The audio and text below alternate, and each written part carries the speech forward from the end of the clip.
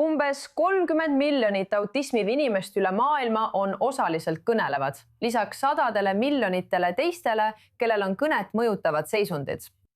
Üks Iisraeli idufirma on selle väljakutse vastu võtnud, luues midagi Google Translate'i sarnast, kuid kõne jaoks, kasutades tehisintellekti, et aidata kõneraskustega inimestel selgemini suhelda. Rohkem teavet saamiseks on minuga täna liitunud Tor Levi, Parvoxi asutaja ja tegevjuht ning Orly Tšiiv, logopeed. Suur tänu, et täna minuga siin olete. Aitäh, et meid kutsusite. Kõigepealt, enne kui süveneme, vaatame, millega te täpselt tegelete. Ougu. Mul on lihas, mul on matse lasuvilt. See on lisatud maagia. Tere päevast. Järgmine. Tere päevast.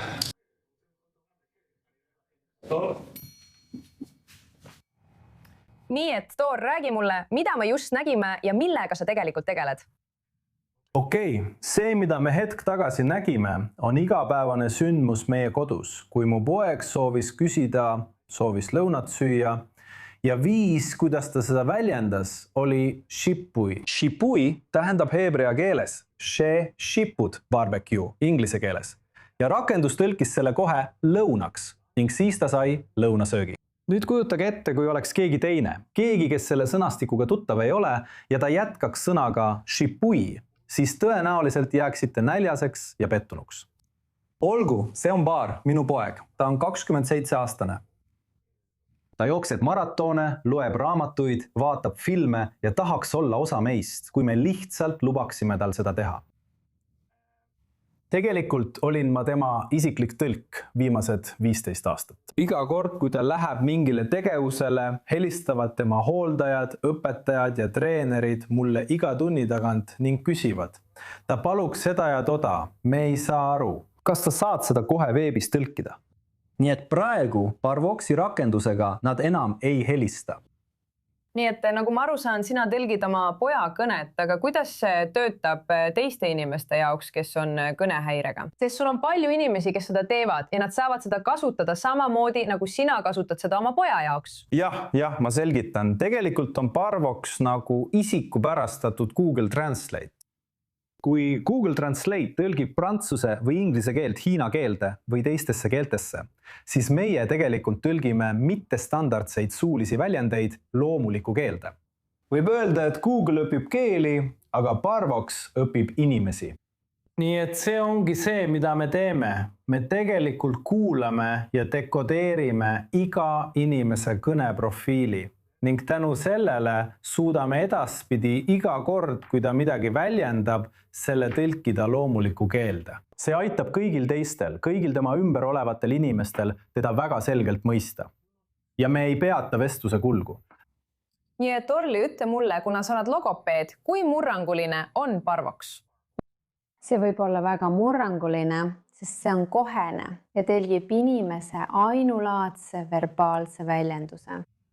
On olemas palju AAC-sid ehk suhtlusrakendusi ja seadmeid, kuid need võivad olla üsna kohmakad, sest inimesed peavad kerima läbi sõnade ja sümbolite, et leida, mida nad tahavad öelda. Ja mõnikord seda lihtsalt polegi seal.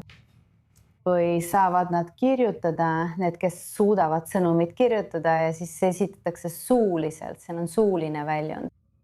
Aga Parvox suudab kohe tõlkida selle, mida inimene ütleb, nende enda unikaalsed sõnad otse kohe. Nii et see ei ole nii kohmakas ja see on väga vahetu. Vestlused võivad tavaliste suhtlusseadmetega tõesti aeglustuda, mis võib põhjustada pettumust. Ja Parvoxi abil on see loomulikum. Lubage siis mul teilt mõlemalt küsida, mis on siin kõige suurem õnnestumine, mida loodate tulevikus saavutada ja mille üle olete kõige uhkemad? Olgu, tegelikult. Edu või me oleksime uhked, kui suudaksime aidata miljoneid inimesi. Umbes 350 miljonit inimest, kellel on autismispektri häire, ALS või afaasia ja kellel on verbaalsed raskused. Et nad saaksid meiega koos oma elus osaleda, olla osa ühiskonnast. Nad võivad olla iseseisvad, neil võivad olla pered, nad võivad töötada, neil võivad olla karjäärid. Ja ainus asi, mis tegelikult takistab meil seda tegemast, on suhtlusbarjäär. Ja Parvox kõrvaldab selle barjääri. ja sina, Farli? minu jaoks jah, see on lihtsalt järjekordne suhtlusrakendus, mis võib väga hästi töötada õpilaste jaoks, kelle jaoks on väga keeruline kasutada teisi suhtlusseadmeid.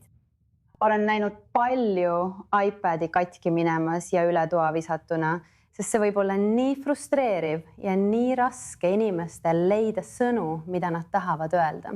Sel viisil see nii ei ole. Ühtegi iPhone'i ei lähe enam katki. See on hea asi. See on ta imeline lugu sinu pojast Barist. Soovime talle muidugi kõike head. Thor Leevi, Barvoxi asutaja ja tegevjuht ning Orli Ziiv, logopeed. Suur aitäh, et täna minuga siin olite. Aitäh! Aitäh, et meid kutsusite.